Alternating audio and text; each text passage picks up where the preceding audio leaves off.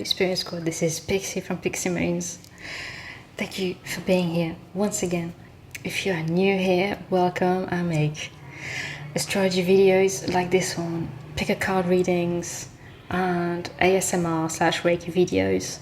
So if you vibe with any or all of those things, by all means subscribe, join the Spirit Squad today. Remember to ring the bell so you get notified every time I upload, because I try to upload as much as possible for you guys. Today I'm coming at you with Astro week episode 13.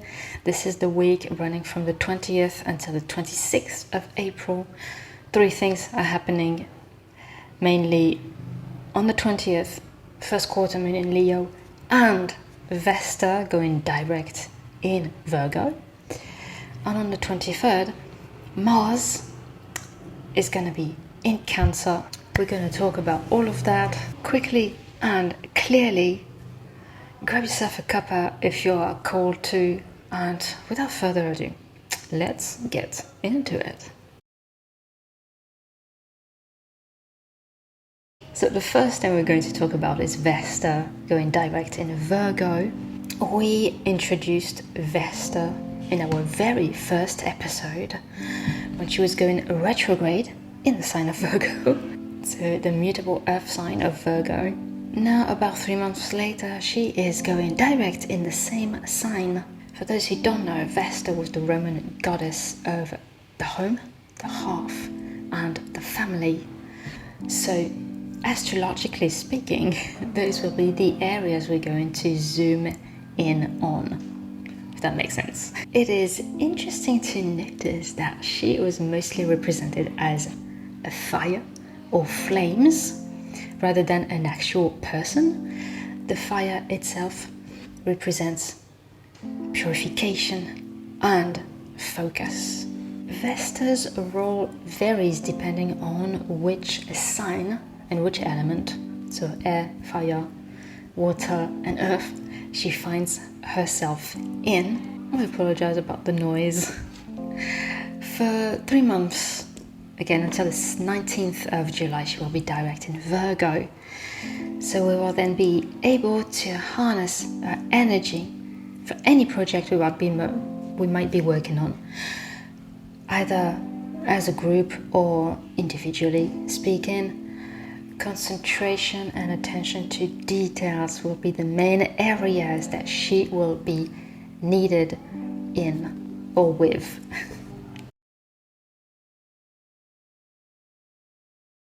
The second thing we're going to touch on is Mars in Cancer.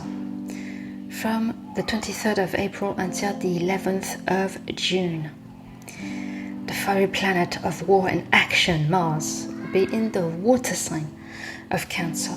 Cancer is mostly focused on the home and protection, true to the crab reputation that they have. It might seem like an unconventional match, but actually all this water is going to tame the flames of Mars. So there's a lot of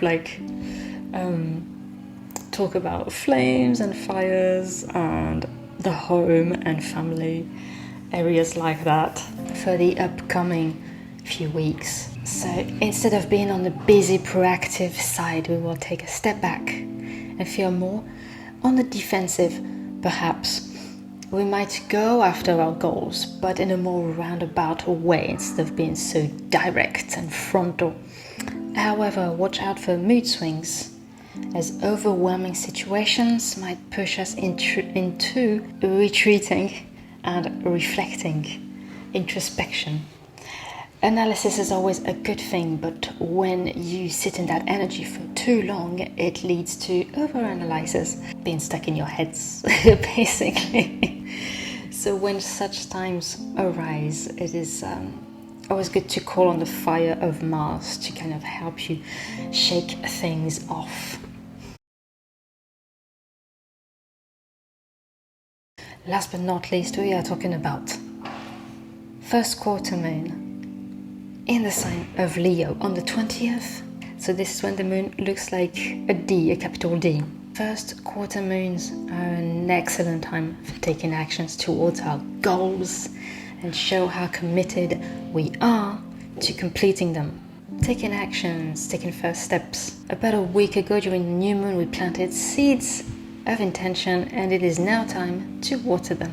Remember to be grateful for what has come and what is yet to come. Your plants are taking root and being strengthened. There might be challenges ahead, or even happening right now as we speak, literally. But stay confident in your manifesting abilities and be ready to receive. A ritual you can do for this first quarter moon is to pull a card, whether a tarot card or an oracle, and ask what you should focus on for the upcoming weeks or week until the full moon. What should you keep doing? Remember your primary intention and ask Spirit how best you can help yourself. So for those of you who do not have cards or do not want to do that for yourself, I have my cards right here. I'm giving them a shuffle. It's going to be very quick. 3 cards. 1, 2, 3. Pick a number.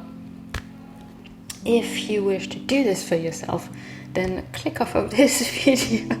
Yeah, remember to give it a like if you liked it. Drop a comment. Share if you are so inclined. This helps with the YouTube algorithm for the videos to get out there and for the people who are meant to see them to actually watch them. So this is super cool. I always reply to comments. I love reading your comments. For those of you who have been rocking with me for a while, you already know. So yeah, and if you have any questions, drop them in the comments as well. So yeah, pile number 1. I don't know about that.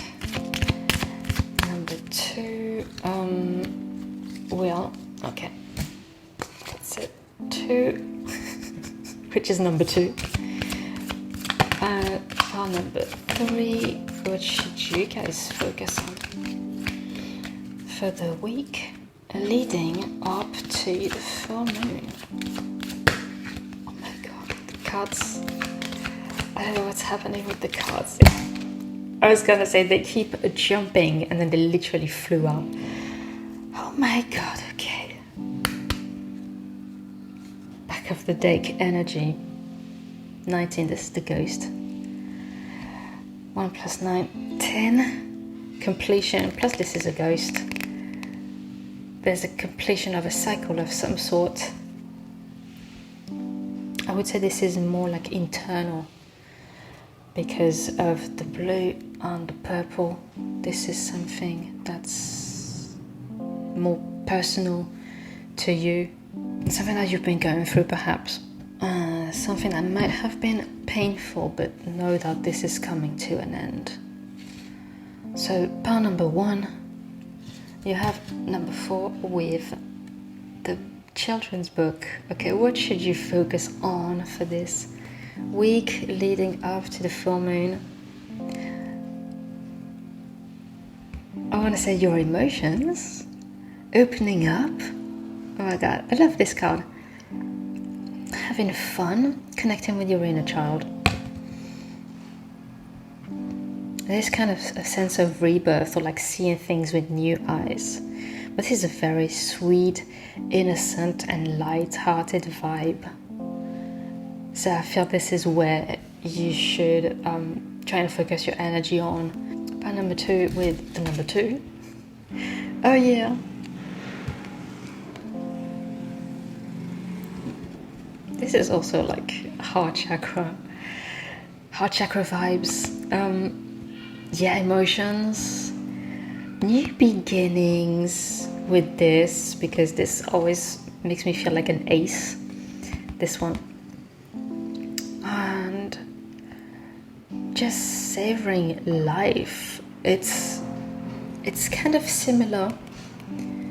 In this one, it was more like maybe a change of perspective, but it's a similar vibe. This is about being grateful and appreciative of what you have, and like seeing things that you had been taken for granted, seeing them again anew for what they are. Pile number 3, you've got number 10 with the kids. Wow. Yeah, again, emotions. Being confident, being enthusiastic, being optimistic. So the focus really is internal, is what I'm feeling. Like I was saying, this is something happening internally for you guys. And the focus for the upcoming week is going to be also internal. It's about changing the way you see things and the things that you have been, perhaps the situations of, it feels like seeing familiar things with new eyes, basically.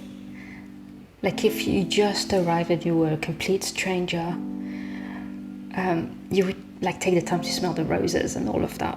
Life is juicy, life has a lot to offer, and to not look at the future with fear or doubt, because actually we might not know what the future is made of, but we make it, we create it, we co-create with spirit. So we might as well be optimistic about it and think that good things are coming our way, because what's the alternative? So yeah, Spirit Squad, this is it for this episode of Astro Week. I hope you found it interesting, that it brought you some sort of confirmation. Like I said, we are also on social media. This community is on social media. I will leave links in the description box. Join us. We have TikTok, we have Instagram, we have Patreon going, and it's all very exciting. And I hope to see you there very soon. But in the meantime, remember, you are supported, you are protected, and you are divinely guided.